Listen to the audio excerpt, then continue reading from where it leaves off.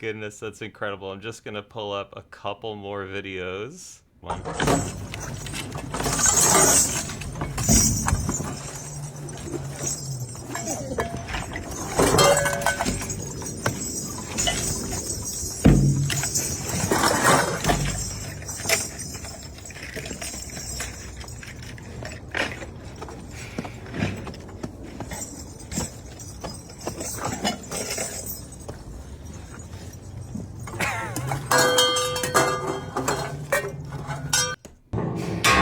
Oh wait, where's stick control? That is so good.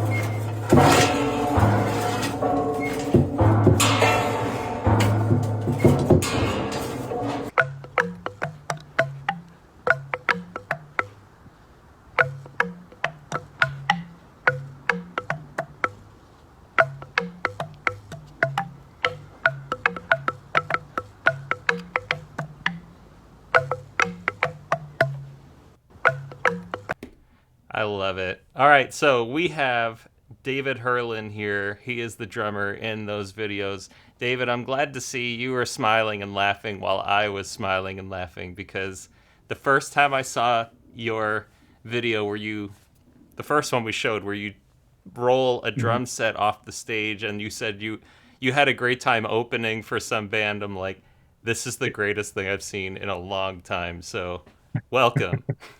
Well, thank you so much for having me. You are definitely making weird music, you know, putting the title into action and work. Tell us about yourself, and you know, tell us just about your art. It's incredible. I love it. Thank you so much. Well, I think uh, just in terms of like where it started for me, like at the very beginning was like a deep love of music. Like I even was like telling my son the other day my clear memory of this like Talking Heads records, like asking my dad to like get the record down because I couldn't reach it. So like it started with like kind of a more just like deep, innocent like appreciation and love for music. And then I started playing drums and piano like in middle school. And then my brother and I started like a jazz band that I'm actually still in. And we started it with his bass teacher because my brother's like a really incredible musician. And the bass teacher was like, why are you even like, you don't need lessons. Like he just picked up the bass and knew how to play. So we started a band. And he was like 12, 13, and our parents had to get us into the bars of Atumwa, which is like a seedy town in Iowa. So it started kind of like, like more traditional, like playing blues and funk and rock and roll and like that type of stuff. But then like it was unique because we played by ear. Like there was almost no intellectualization, almost like absolutely no notation, no scores, no plan real. I mean, we would learn songs and stuff, but like hijacking was totally acceptable. And there was a lot of improvisation, a lot of like telepathy, and especially with my brother, like there was that like telepathy was sort of the norm for me. And I remember we did this like summer camp at Berklee College of Music, and we were like so like flabbergasted that they handed out sheet music for a jam session. We were just like, what is going on right now? I think now I have a lot more appreciation for structure. But then I just really wanted to to go as deeply as possible in terms of like listening and responding to events in real time. So that improvisational kind of hunger, compulsion, like default setting has been there for me for a really long time.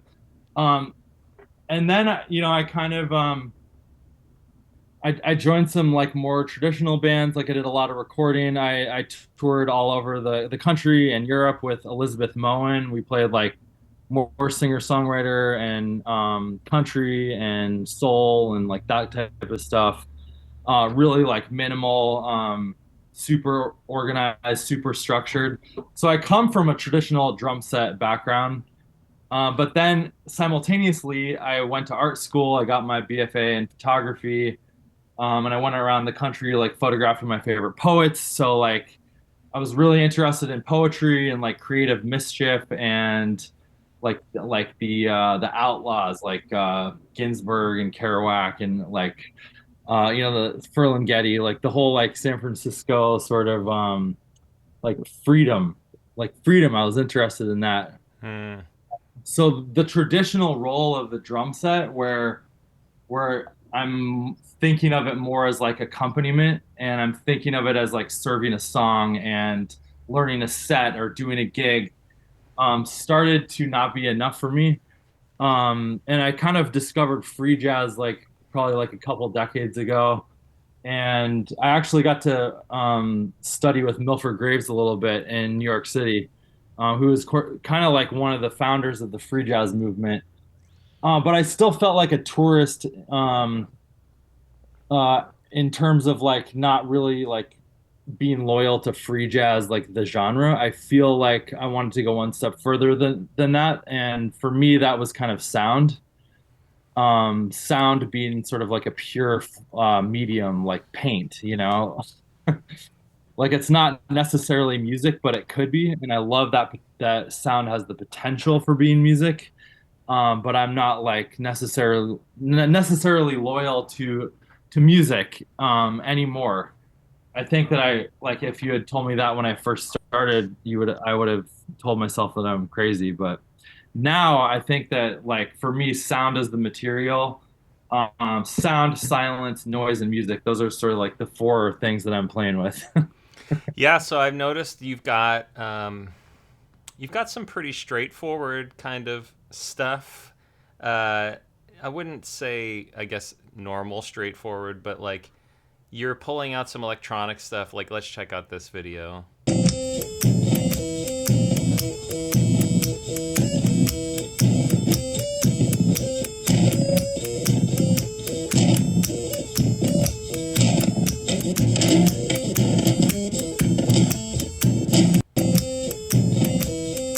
I mean, obviously it's sound, but Yeah, it's much more than sound. Let's check out this one totally. of you on a kit.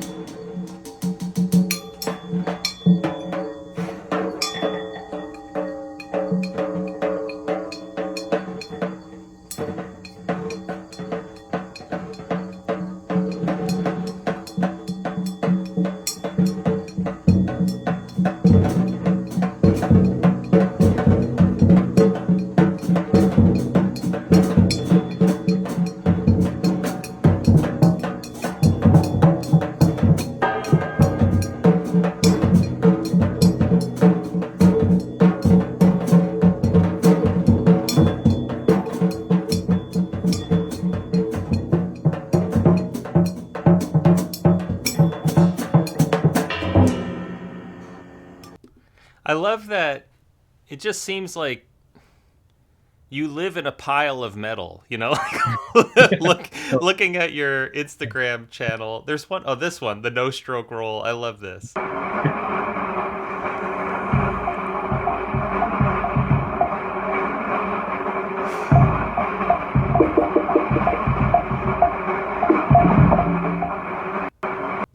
Yeah, I love your playing and your ideas and your execution. Um, I have to say, like, other than Morgan Ogren, you're the only drummer I see who is totally childlike. And I don't mean that in a negative way. Like, you have that childlike creativity and you're exploring the world, and I just love it. There's a book called Lifelong Kindergarten, and it's a lot like that. It's like, Yeah, it's the beginner's mind, you know. And I just yeah, Natalie Goldberg. yes. So when I watch your videos, I'm like, this guy's in it. You know, it's not, you're not just like assembling crap and figuring out how to make sound. You're like, this is so exciting. You know, just, I have this curly piece of metal and a box with a big grinder kind of gear. I love it so much that I just really wanted to share it here. Tell us a little about your philosophy around that. You know, it seems like you're exploring and bringing joy to yourself and to the world, even though some people might go, "What is wrong with this guy?" Well, I think it's funny because I was talking to my wife last night. We have a 4-year-old and a 6 month old. And I was looking at the 6 month old who and like he was like picking something up and like stuff was falling off the table and like we were trying to like hit the like yogurt into his mouth and like the spoon was like going all over the place and I'm like, whoa, like our kid, this is like my aesthetic in a nutshell. Like drunk baby is my aesthetic. But I do like I just graduated with a degree in sculpture and intermedia, like an MFA from University of Iowa. That was like a 3-year program, and I had Congrats. a 1 year master's program before that doing studio art at MIU in Fairfield. So like the past 4 years, I've been kind of like on this mid-career residency just to get like some credentials behind my name to possibly teach or open some doors in that arena. So I have been like really intellectually investigating my philosophy. Like I wrote like 100-page thesis about like my whole like approach to the drum set and music, and it's called Polyphonic Anarchy. And I think that the sort of the gist of it is allowing objects to be themselves, including that as a philosophy for tuning an instrument. So, like, most people have a preconceived notion of where they want to tune an object. So, like, if you have a guitar, you have a tuning in mind when you pick that guitar up. Whereas my approach is like, wherever the string wants to be is the note that it is. And so the scale is sort of like deconstructed. It's sort of like anti-European. It's more like found objects, or like you could just go up to like a telephone pole and hit it, and that's the key that you're playing in. I think So there's a clip from the show called Fridays where David Sanborn, I think, is talking to Ardo Lindsay, and huh. Ardo just strums his guitar, and it's not a tuning. It's like Yeah. it's a 12-string guitar Yeah. plugged in, but it's not tuned at all. So Yeah. somehow, he's playing something, Yeah. but it's completely intuitive. And Henry Kaiser is kind of like that on the guitar. I don't know if you know him, but there's a great video uh, titled, I think seriously titled, "The Worst Guitarist in the World." And it's like 5 minutes of this guy just featuring Henry Kaiser clips that he absolutely Uh, hates. And he's like, why does anyone like this guy? uh, And it makes me so happy, you know. And yeah. when you're exploring this, it makes me happy too. Uh, One time, this is not to name drop, I was talking to Steve Vai at his studio, Yeah. and he said, "Look at these flowers. There's like a vase of orchids," and he's like, "They just are. Some are Yeah. dying, and some are thriving. Yeah. Some are blooming. Some are withering, and Yeah. it's incredibly beautiful. And it's not trying to be something that we need it to be. It just is being its own thing." And that just really changed my perspective on music, like what you're talking about. So Yeah. how do you identify, you've got found objects, but like I'm looking through your Instagram and it just looks like sometimes it's totally organized, and then other times it looks like absolute chaos. Like how are you constructing these ideas? How do you approach, yeah, I can do something with that? Yeah. Well, I mean, I think like I just like read like a book of interviews with Francis Bacon Hmm. and painter, and he talks about how he needs like total chaos in his studio, that he needs to see all of the materials and like there's more like relationships that are possible with chaos. So a lot of times like I'll just like bump into something and that will create like a relationship between like an object and a material, or like it'll create a sound, or like being able to see it like leaned up against the wall and then have it like fall over, and like it'll like just I think instead of chaos I view it more like everything all out at once, like all in interaction with each other. And I think that there's a tendency in music for like sterility and like kind of European orchestral, like you're in your own little. I think that's why people freak out so much when like the drums get pushed off the stage. It's like instruments are sort of like I do believe that they're sacred, and I don't think that I would consider what I do like abusing them, but it is sort of like violating that sanctity of like an instrument as sort of a temple, I guess. But I'm more interested in it as like operating my instrument through movement. So like like I collaborate with dancers. One of my mentors, Tony Orico, there's a clip of us like the tent pole one. Yeah, I was Um, just gonna bring that up. like uh, we performed a festival in Norway together. We perform in New York City. We do a lot of like duo stuff. do you mind if I Uh, play yeah. those with the tent poles? Yeah.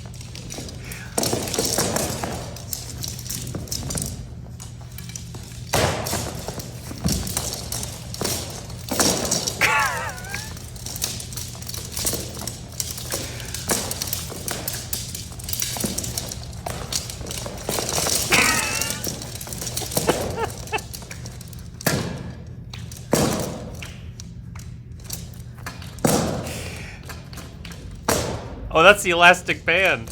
Yeah, I'm trying to turn it into a bait. It's not working.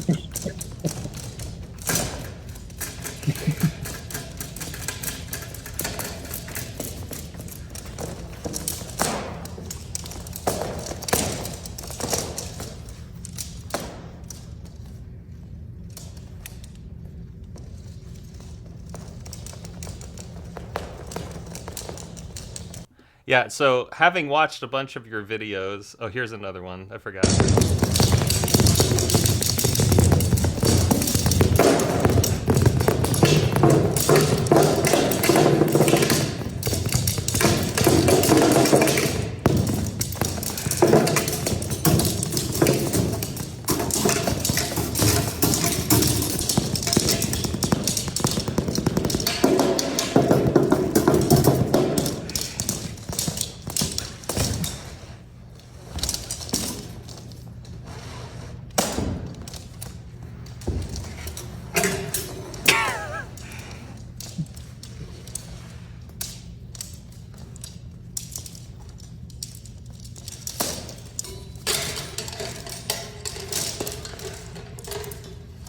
This has got to be like someone's got to have been injured while you're doing this, right? No, No. amazingly no. When Well, you're but rolling that whole drum set, you have the giant. It's like the tree, and everything's sort of chained around it. I'm like, this guy's got to have like crushed his fingers or something on this. Never been uh-uh, hurt. no, I've been cut a couple times. Yeah, but somehow, like you're bringing rhythm and sound, and I don't know. I just, it's the kind of thing that would make my wife go, "Yeah, I saw 3 seconds of that, and that was enough." Yeah, And then I'm like an hour later, still watching your videos, like, how can you not be? Like, yeah. what's the Well, I was reaction to getting this stuff? like circling back like Yeah, to the aesthetic and the philosophy. Like, I think that it kind of like if I could boil it all the way down, it would be like the ratio between chance and control. So like, someone like I don't know, John Cage, like employing chance operations, or like Duchamp even earlier than that, like putting a urinal on the pedestal. And mm, like I think that like uh chance is something in an improvisational context that is exciting to me because I can't plan for it. And I've right, also been thinking about improvisation, that if you say I'm going to improvise in a way, that's not improvisation anymore because right, you're planning to improvise. yep, Like the best solution for me to like surprise myself, which is sort of the goal, is to introduce variables that are unexpected. And one way to do that is like I started with these like noise tables. You see noise musicians and they always have a table, but it's like anchored and it's on the stage and it's not moving. And I'm like, well, what if it was like anchored only in one spot and stuff could fall off? right, So then like I start, and then like wrestling movement. I had a studio visit with Kato Uyong, who's this really amazing sculptor, and they talked about like, well, how do you make sure that you don't get too good at what you're doing? Because once you start mastering something, then like it can sort of deflate the innocence or that childlike like, well, like this is like a new thing that's in the sandbox.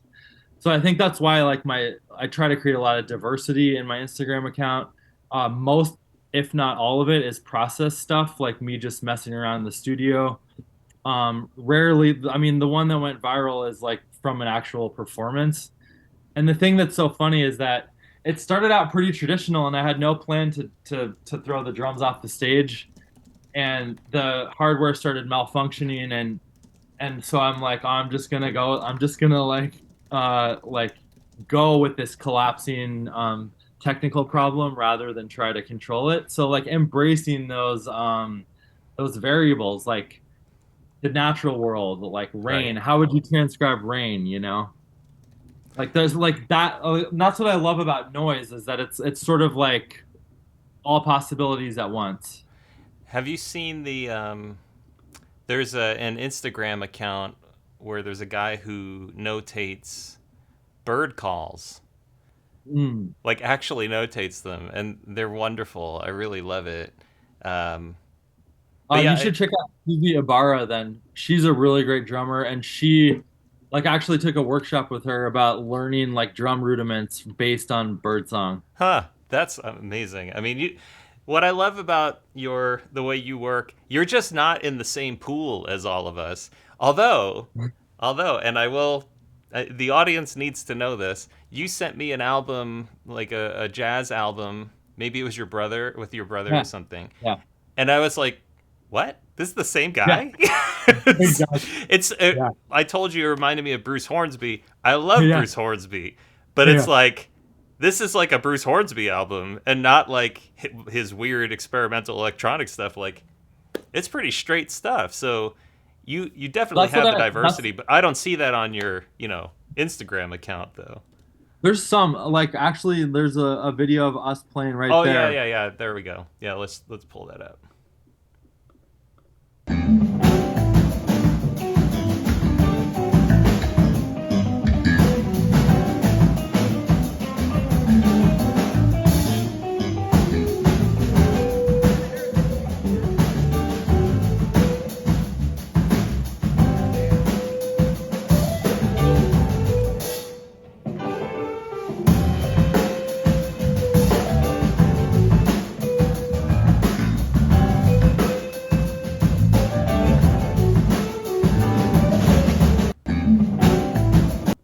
That's got to be your brother on the keys. He looks just like you.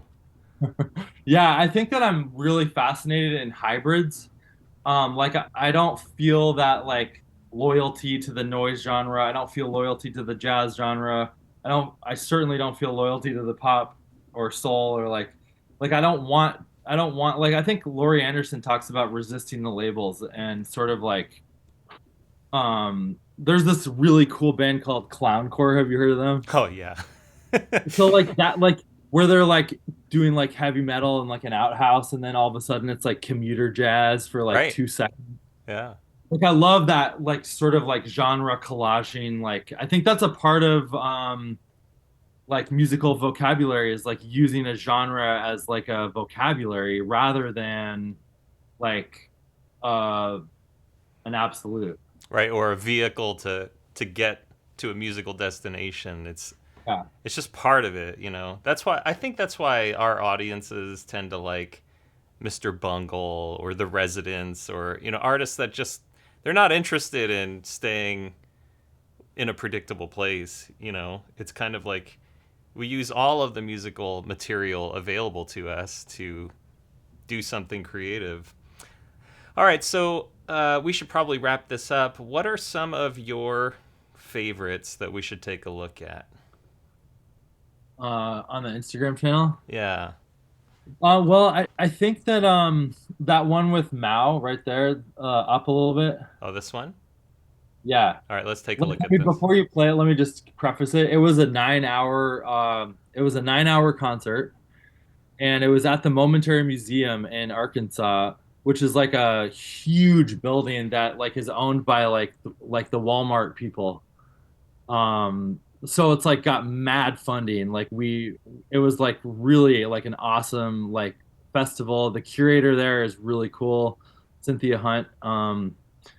But like I was part of this performance art group out of Chicago, curated by Rin Peisert.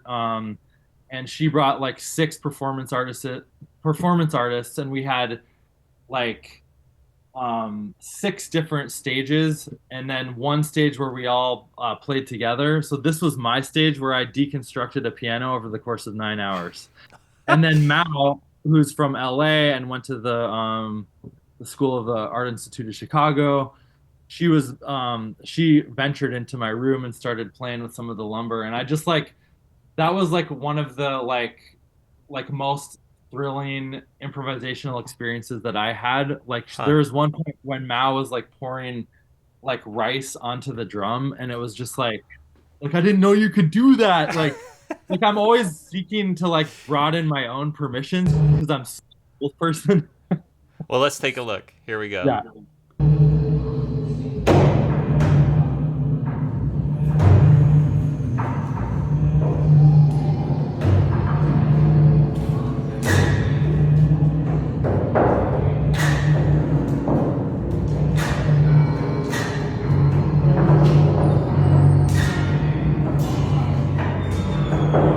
Real quick, is she just balancing a piece of wood on her head? Yeah. Okay. Okay.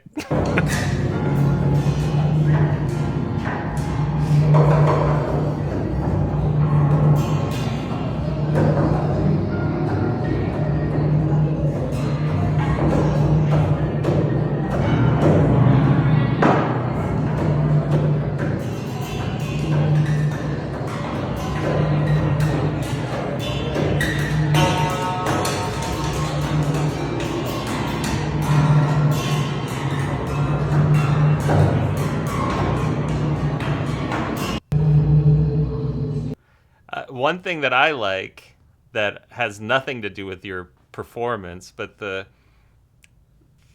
frequency of the light makes your drumstick have this cool light trail. So watching it just by visual sensibilities, I'm like, oh, that's awesome about that. But yeah, so thank you so much, David. It's really great to talk to you. This is our first time chatting. This is for anyone watching. Like, we've never met before. We texted to set this up. So, David, thanks for being brave and doing what you do, but also being brave and jumping on a Zoom call with a total stranger. Oh my gosh, I had so much fun, and I love like engaging with this account as an outsider too, and just like sort of like learning from what I'm doing. Like it's kind of like an opportunity to be like, wow, I did this, and like, who is this guy? So thank you for showing interest and for being one of the people who makes it past 3 seconds in my video. Oh, dude, I love it. I love it. We had a guy on recently named Cyrus Uh, Pire, Cyrus Pire. Oh yeah, he said it rhymes with beret, Pire, Pireh. Incredible. You would love him. yeah. He just does things on the guitar. It's just wild. And I don't care how famous anyone is. If they're doing something cool, we should feature it. So thanks for doing what you do, man. And it was great talking to you. All right. Thank you so much.